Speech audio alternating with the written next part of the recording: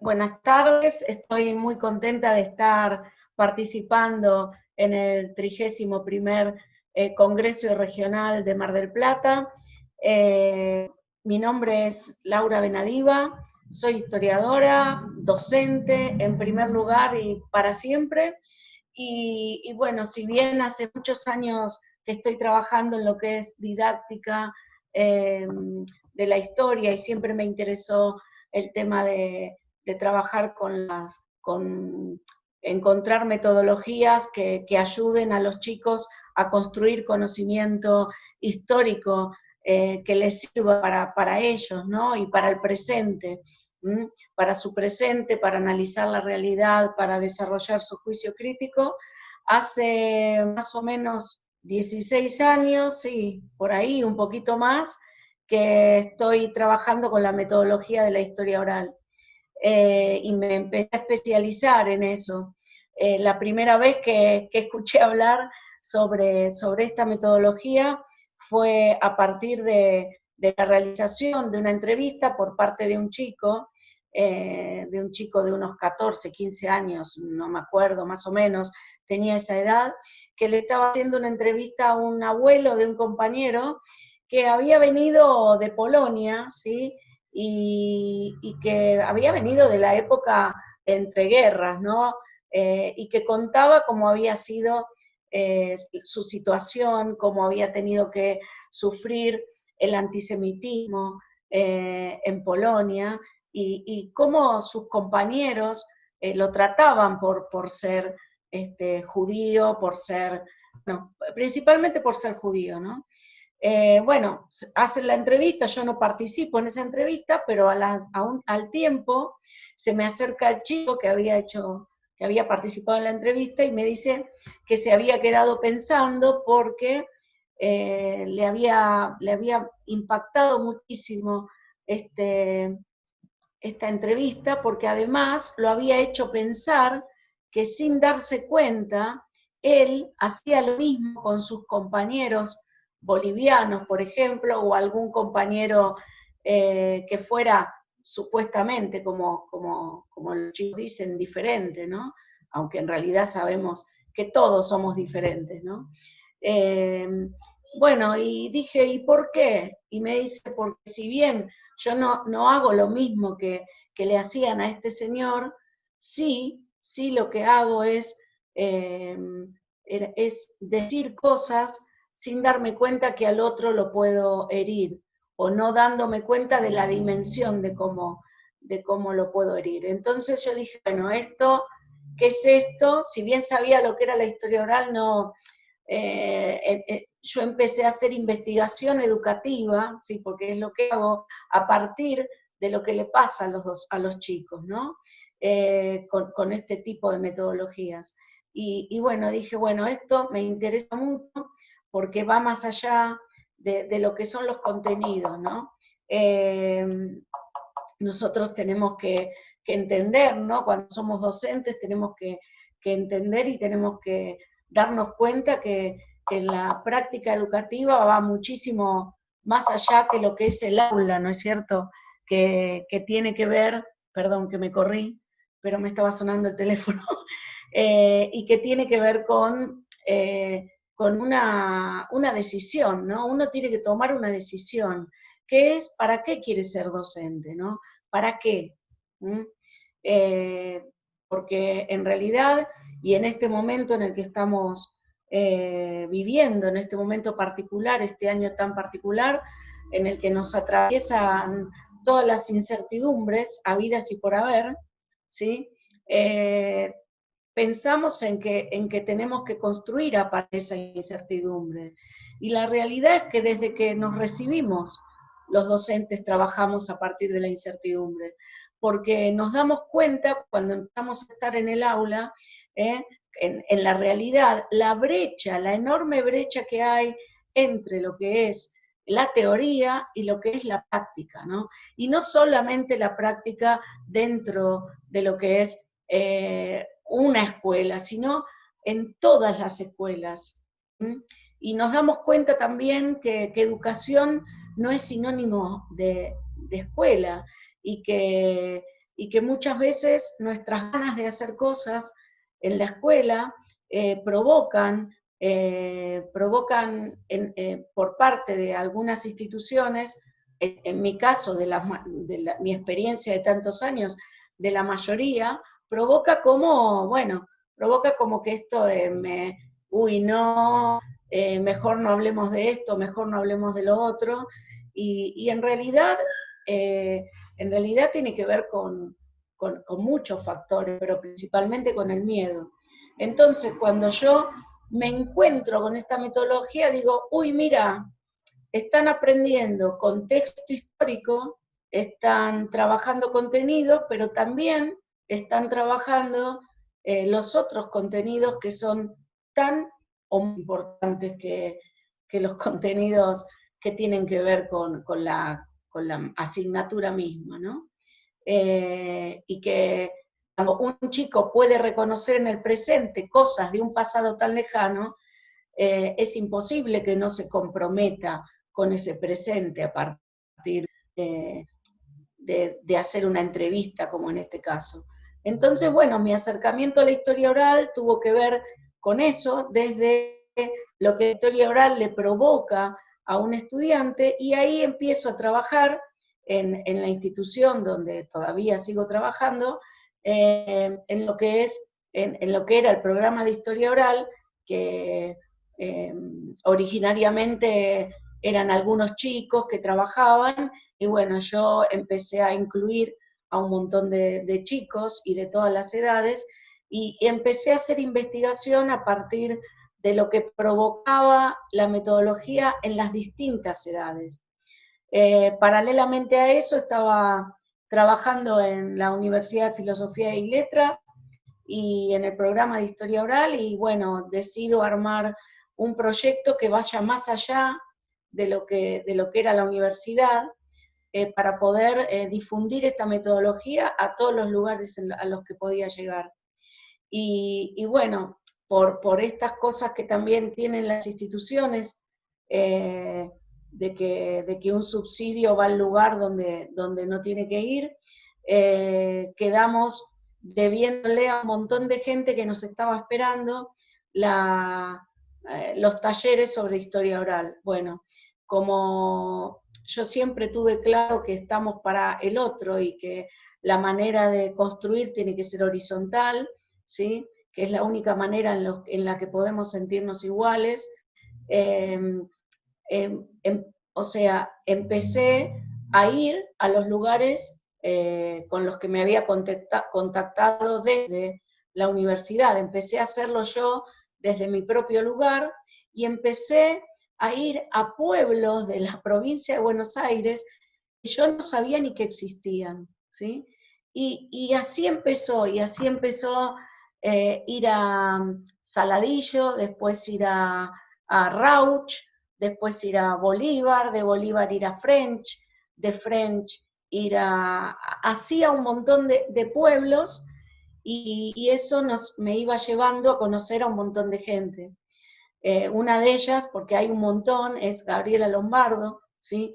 Con la que el año pasado organizamos el tercer Congreso de Historia Oral para estudiantes secundarios, a los que participaron más de 1000 chicos, presentando sus ponencias, sus investigaciones a partir de la historia oral. Y esto empezó así, empezó difundiendo, empezó trabajando en empezamos a sumar gente, a armar redes. En el 2010 organizamos la Asociación de Historia Oral Otras Memorias, que tiene como objetivo la difusión y la construcción del conocimiento a partir de la historia oral.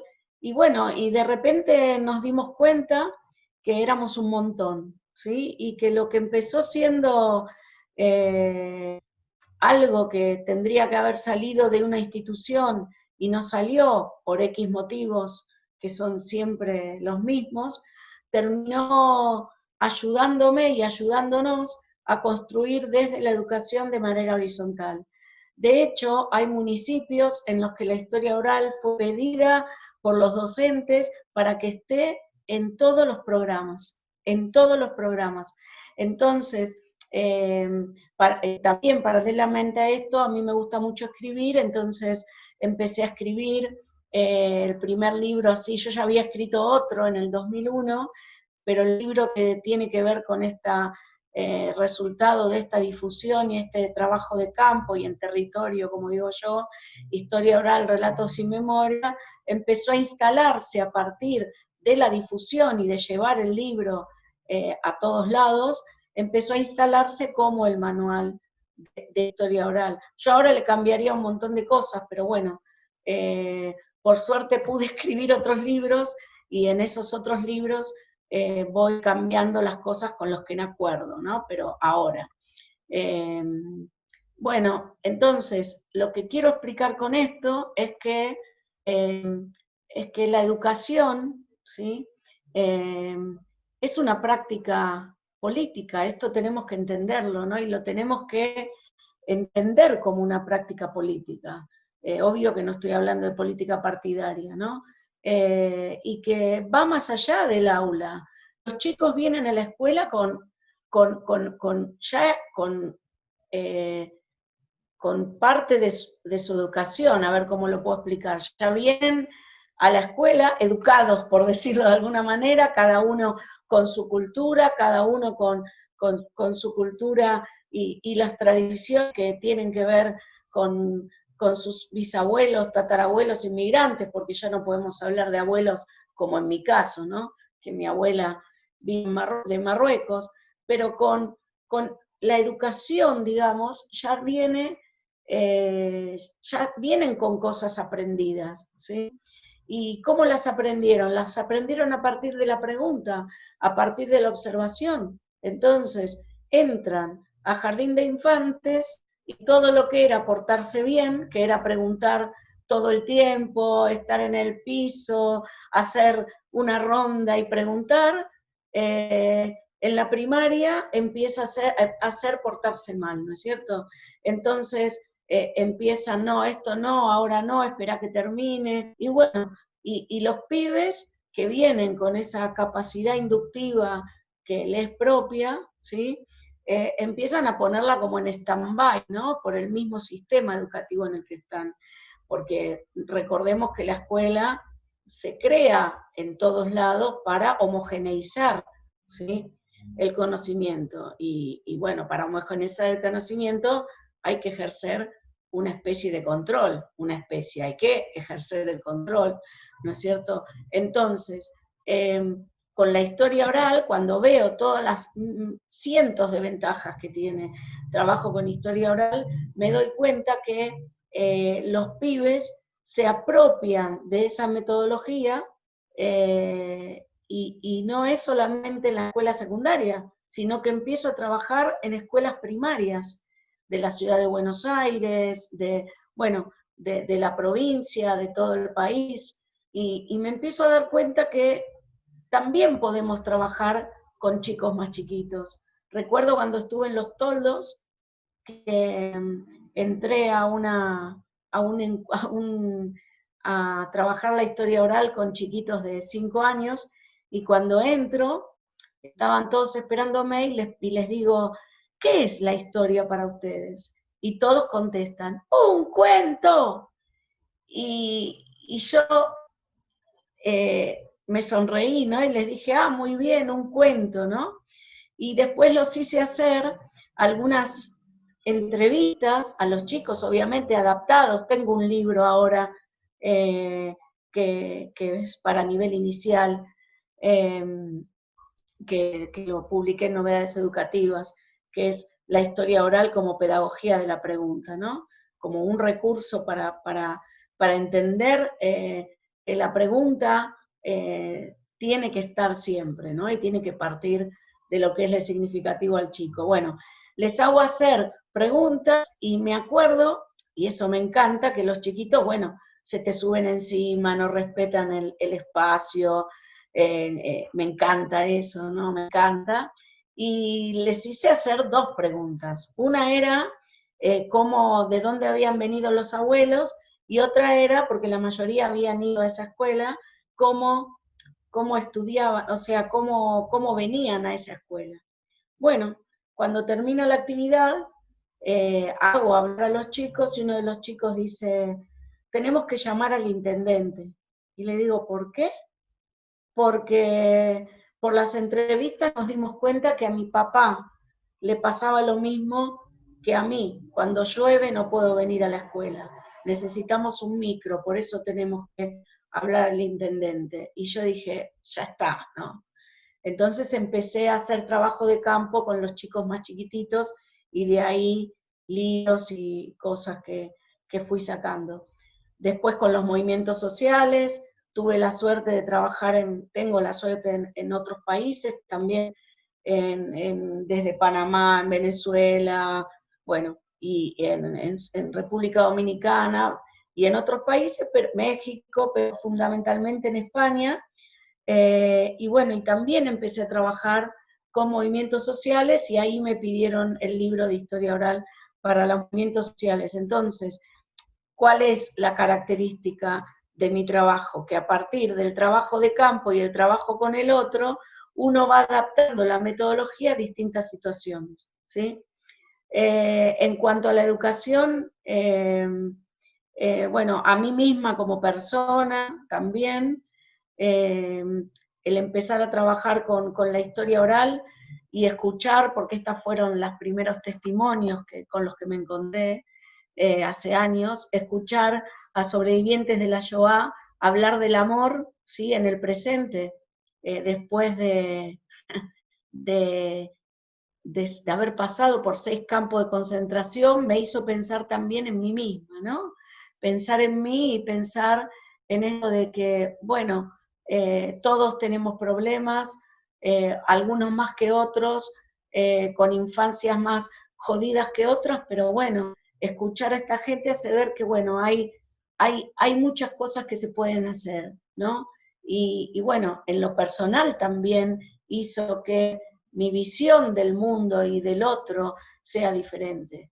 Y en el trabajo con los docentes, cuando empezamos a hacer redes, llegó un momento que, bueno, ya había ido 12 veces a Pergamino, 10 veces a Carmen de Areco, 7 veces a Bolívar. Bueno, puedo nombrar un montón de pueblos de la provincia de Buenos Aires, porque estamos hablando de un congreso que tiene que ver, bueno, Mar del Plata, cuando estuve en la Escuela Nacional de Mar del Plata, que ahí conocí a Francisco Ramallo, que todavía era alumno, ahora estoy trabajando con él. Esto es lo que más orgullosa me pone, ¿no es cierto?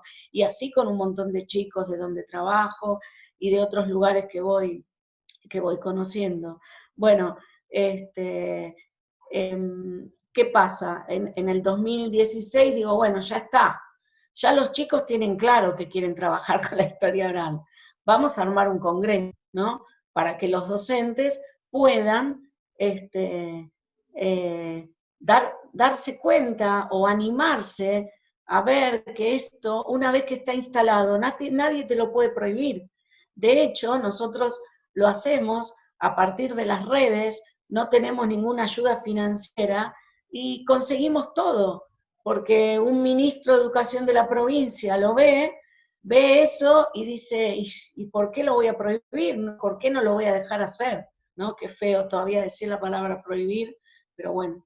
Entonces, 2016 fue para nosotros, Pergamino, el primer Congreso de Historia Oral, superó todas las expectativas y algo que íbamos a hacer durante cada 2 años, tuvimos que hacerlo por año, ¿no? Y al año siguiente lo hicimos en Zárate, 800 chicos, y el año pasado lo hicimos en Carmen de Areco, 1000 chicos, y participando gente del exterior, participando gente de Colombia, y bueno, entonces mi mensaje, digamos, y y este pequeño relato de lo que vengo haciendo, aunque falta un montón de cosas, tiene que ver con esto que les quiero decir a los docentes y a todos.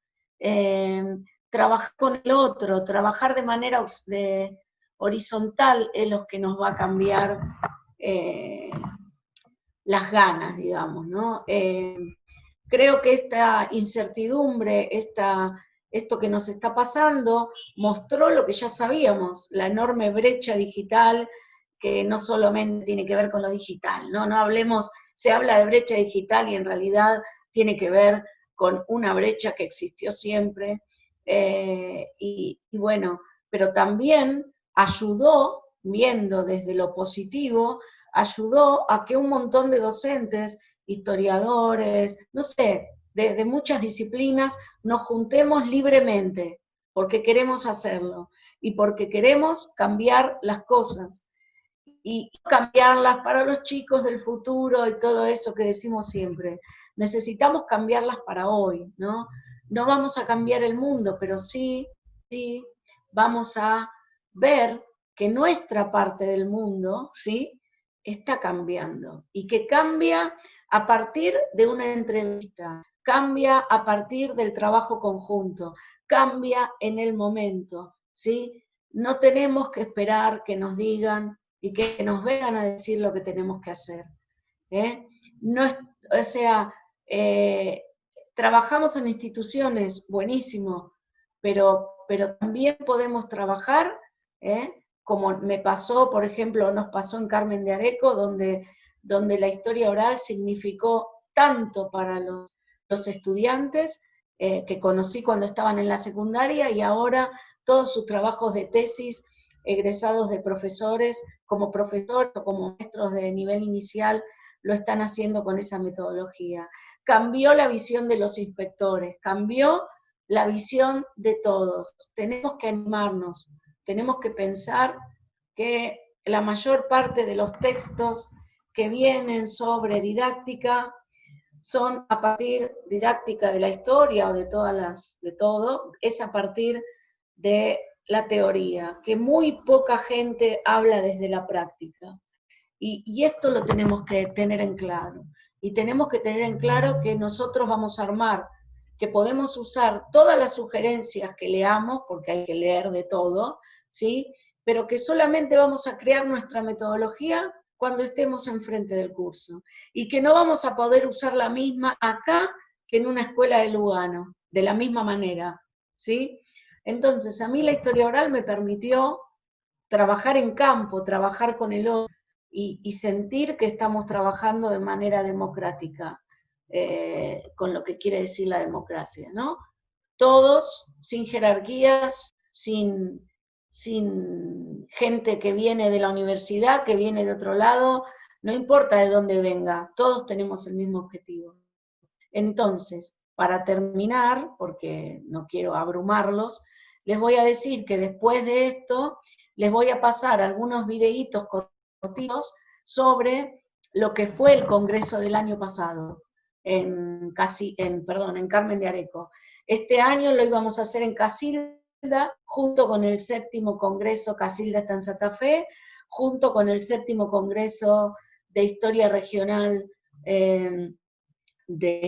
para estudiantes, para jóvenes historiadores, ¿no? Para estudiantes secundarios, y lo vamos a hacer el año que viene en Casilda, va a ser una fiesta, y antes de fin de año vamos a producir, ¿no?, un encuentro virtual con toda la gente que participó y toda la que se está sumando. Y bueno, esa es mi invitación, nuestra invitación a sumarse. Tengo un canal de historia oral, con entrevistas de historia oral hechas y distintos recursos en YouTube, que se llama Otras Memorias, como nuestra asociación. Hay un montón de recursos ahí que pueden usar libremente. Y otra cosa que les ofrezco es que si le den mis datos a los organizadores del Congreso, les puedo mandar algunos libros míos que tengo en PDF, que les puede servir. Y sobre todo, trabajar el tema del derecho al entrevistado, ¿no? El derecho de no tergiversar lo que el entrevistado sirve porque no sirve para nuestra investigación, de devolverle al entrevistado lo que el entrevistado nos da con su testimonio, ¿sí? Bueno, gracias, y los invito a sumarse, somos un montón y estamos contentos de trabajar juntos. Un beso enorme y gracias por la invitación y el espacio. Un beso.